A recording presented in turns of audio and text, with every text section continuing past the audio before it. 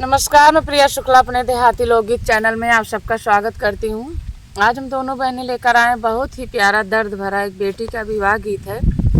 कैसे लगेगा कमेंट में ज़रूर बताना। माँ बेटी का नोक-झोंक है। माँ कह रही हैं जब हमारी बेटी अपने ससुराल चली जाएगी तो हम एक सुगना पालेंगे, और बेटी कह रही हैं कि हम कैसे अपने बाबा जी का महला अटारी छोड़कर अपने ससुराल जाएंगे। वीडियो को फुल वॉच करेंगे तभी समझ में आएगा। बहुत ही प्यारा बेटी विवाह गीत है, नोक-झोंक। चलिए आप लोग सुनिए। मचियाई बैठी है बेटी हो कावनी दे झारई लंबी लंबी के सजी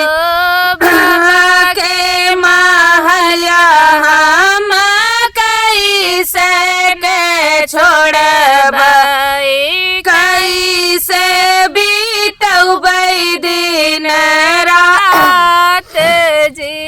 मचियाई बैठी है बेटी हो कावनी दे झारई लागी लंबी लंबी के सजी बाबा के महलिया हम कैसे के छोड़बै कैसे बीतबै दिन रात जी।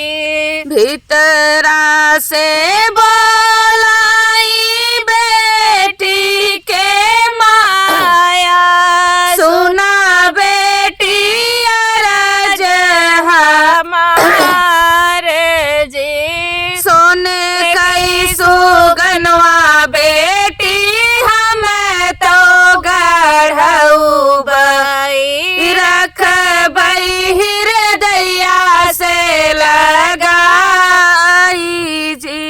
सोने कई सुगनवा बेटी हम तो गढ़ऊ बई रखबै हृदया से लगाई जी।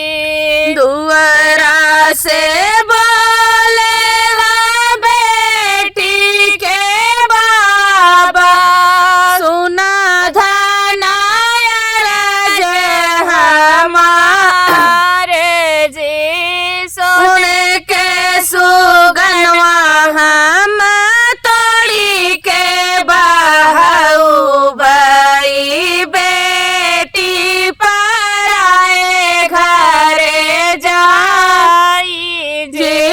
सोने के सुगनवा धना तोड़ी के बहू बई बेटी पराए घरे जाई जी।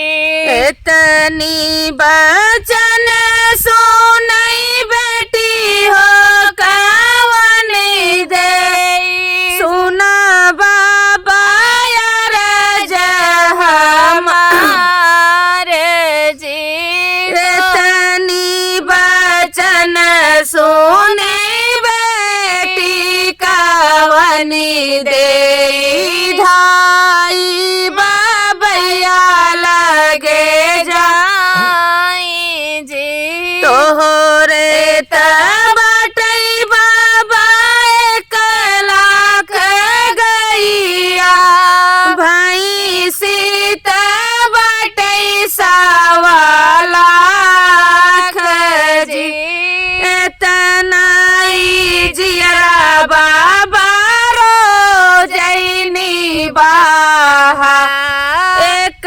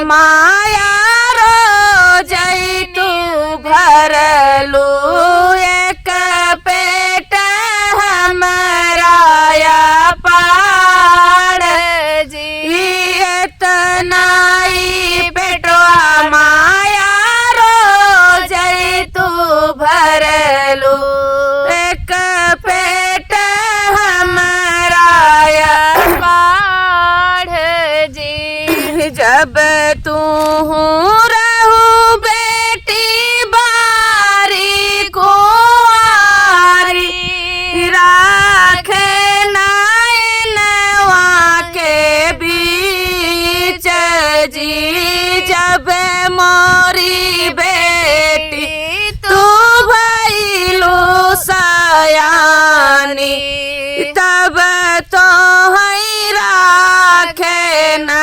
जाई जी जब मोरी बेटी तू भइलू सयानी तब मोसे राखे न जाई जी मचियाई बैठी है बैठी कावनी दे झारई लागी लंबी लंबी के सजी जब मोरी माया तू हई जब बवा तब हम चले अपने देश जी जब मोरी माया तू दिहलू जब बवा तब हम चले अपने देश जी। बहुत बहुत धन्यवाद। कैसे लगा हमारा बेटी विवाह गीत? बहुत ही दर्द भरा विवाह गीत था। कैसे लगेगा आप लोग कमेंट में ज़रूर बताएंगे। आज हम लोगों का गला थोड़ा ख़राब है, पता नहीं ठंडी हवा चल रही है, गाने में थोड़ी सी दिक्कत हो रही है, लेकिन आप लोग आशीर्वाद ज़रूर दीजिएगा, खूब गाइएगा, खुद सुनिएगा।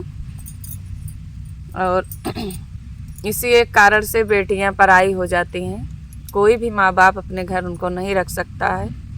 इसी बात का बहुत दुख रहता है। बहुत बहुत धन्यवाद।